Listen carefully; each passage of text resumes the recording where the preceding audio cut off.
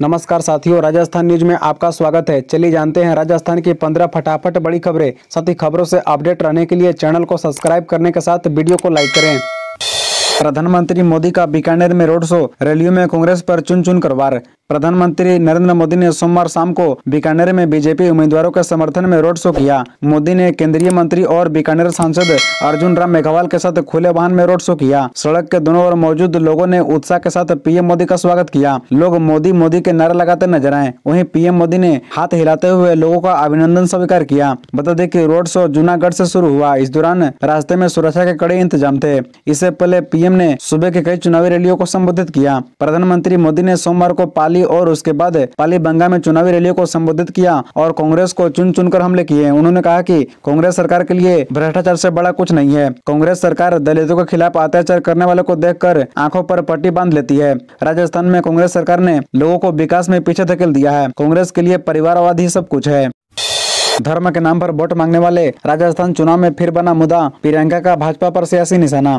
राजस्थान में विधानसभा चुनाव को लेकर सियासी पराहाई है। सुबह में प्रचार अभियान के आखिरी दिन चल रही हैं। प्रदेश में मुख्य विपक्षी पार्टी भाजपा और कांग्रेस दोनों एक दूसरे पर जमकर वार पलटवार कर रही है। सुबह में भाजपा की तरफ से कल प्रधानमंत्री मोदी समेत कई नेता रैलियां किए। वहीं कांग्रेस अध्यक्ष मल्लिकार्जुन खड़गे और महासचिव प्रियंका गांधी जनसभा किए। कांग्रेस नेता प्रियंका गांधी वाड्रा ने सोमवार को कहा कि जो लोग धर्म या जाति के नाम पर वोट मांगते हैं वे अपने काम के आधार पर वोट नहीं मांग सकते। बता दें कि प्रियंका ने अजमेर की केकड़ी में चुनावी जनसभा में ये बातें कही। उन्होंने मुख्य विपक्षी दल भाजपा पर निशाना साधते हुए कहा कि धर्म की बात, जाति की बात चुनाव में क्यों होती है। जो नेता चुनाव के समय यह बात कर रहा है इसका मतलब है कि इसके ही आधार पर वह वोट मांग रहा है।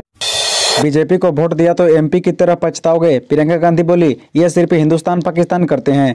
कांग्रेस के राष्ट्रीय महासचिव प्रियंका गांधी राजस्थान में बीजेपी के सीएम के चेहरे को लेकर लगातार हमलावर बनी हुई है। इस दौरान प्रियंका गांधी ने सोमवार को वसुंधरा राजे का नाम लिए बगैर उनके प्रति अपनी हमदर्दी जताई। प्रियंका गांधी ने राजस्थान की केकड़ी विधानसभा में प्रत्याशी रघु शर्मा के पक्ष में चुनावी सभा को संबोधित किया। इस सभा में भी प्रियंका पीएम नरेंद्र मोदी को जमकर घेरते हुए नजर आई। उन्होंने लोगों से अपील की है कि जनता सोच समझकर आकलन करे कि किस सरकार ने उन्हें राहत दी है और किस सरकार ने उन्हें नुकसान। आपकी एक बड़ी गलती से आने वाले 5 सालों में बड़ा नुकसान कर सकती है। बता दें कि प्रियंका गांधी ने अपनी भाषण की शुरुआत ठेठ राजस्थानी भाषा में घनी राम राम सा कहकर शुरुआत की। इस दौरान ग्रामीण लोगों से प्रियंका गांधी ने पूछा कि कस्यांश हो। ऐसा सुनकर जनसभा में उपस्थित लोगों ने जमकर तालियां बजाई। 5 चुनावी राज्यों में 1760 करोड़ से अधिक जब्त, पिछले चुनाव से 7 गुना ज्यादा। चुनाव आयोग 5 राज्यों में विधानसभा चुनाव की घोषणा के बाद से छत्तीसगढ़, राजस्थान, तेलंगाना, मध्य प्रदेश और मिजोरम में 1760 करोड़ रुपए से अधिक की जब्ती की गई है। निर्वाचन आयोग की माने तो यह जब्ती पिछली बार के विधानसभा चुनाव में की गई जब्ती से 7 गुना यानी 239.15 करोड़ रुपए से अधिक है। आयोग ने सोमवार को कहा कि 5 राज्यों में मतदाताओं को लुभाने के मकसद से 1760 करोड़ रुपए से अधिक की वस्तुएं, ड्रग्स, नकदी, शराब और कीमती वस्तुएं ले जाई जा रही थी, जिन्हें जब्त कर लिया गया। निर्वाचन आयोग ने बताया कि 9 अक्टूबर को चुनावी घोषणा के बाद से 5 राज्यों छत्तीसगढ़, राजस्थान, तेलंगाना, मध्य प्रदेश और मिजोरम में की गई उक्त जब्ती 2018 में पिछले विधानसभा चुनाव की तुलना में 7 गुना से ज्यादा है। लूटने वालों को सलाखों के पीछे डालेंगे, प्रधानमंत्री मोदी की राजस्थान में नई गारंटी, क्या बोले।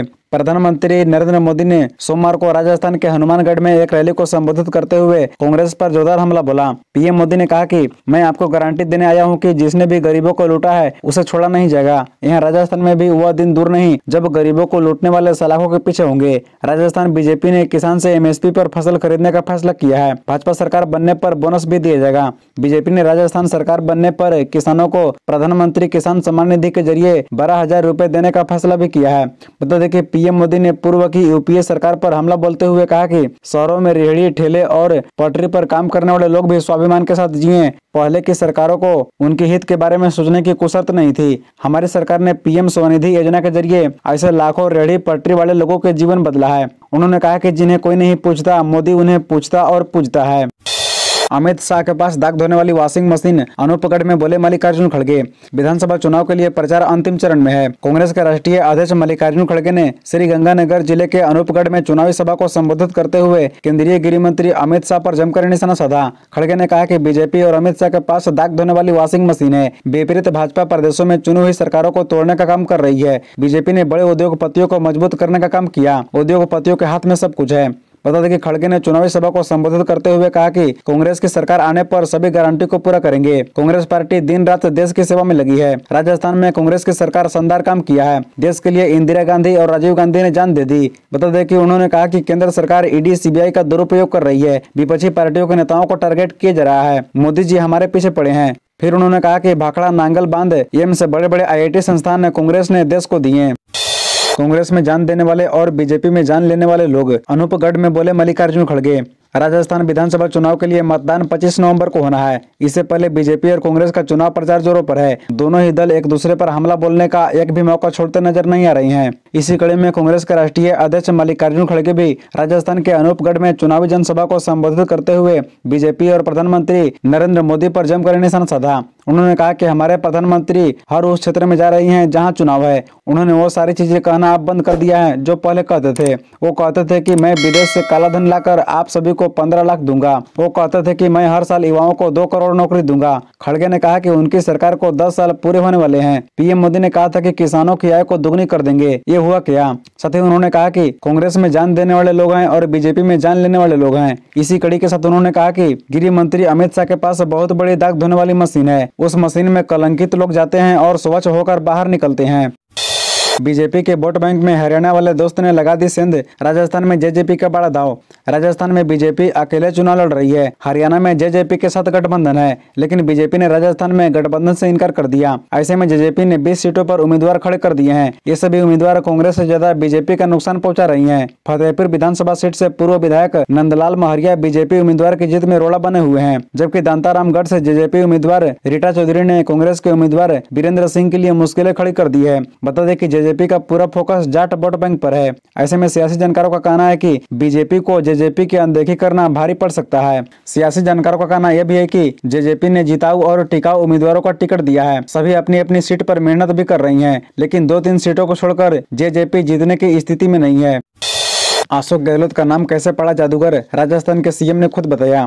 राजस्थान में 25 नवंबर को मतदान होना है। इन चुनाव से पहले राजस्थान का सियासी पारा चढ़ा हुआ है। इस दौरान सीएम अशोक गहलोत भी अपनी और अपनी सरकार की बातें लोगों तक पहुंचा रही हैं। इस दौरान गहलोत कई बार अपनी व्यक्तिगत जीवन पर भी खुलकर बोल रही हैं। अशोक गहलोत को राजनीति का जादूगर भी कहा जाता है। ऐसे में सवाल उठता है कि उनका नाम जादूगर कैसे पड़ा। बता दें कि सोमवार को दिए गए एक इंटरव्यू में अशोक गहलोत ने खुद बताया है। सोमवार को एक इंटरव्यू के दौरान अशोक गहलोत ने बताया कि उनकी फैमिली में मैजिक का काम होता था। इस वजह से कुछ ट्रिक वो भी सीख गए थे। अशोक गहलोत के पिता भी जादू सिखाने का काम करते थे। बाद में अशोक गहलोत के पिताजी राजनीति में आ गए। अशोक गहलोत भी जल्द ही राजनीति में एंट्री कर लिए। राजनीति में आने के बाद उनके राजनीतिक कौशल को देखकर लोगों ने उन्हें जादूगर कहना शुरू कर दिया। बता दें कि ये बताते हुए अशोक गहलोत के चेहरे पर मुस्कुराहट थी।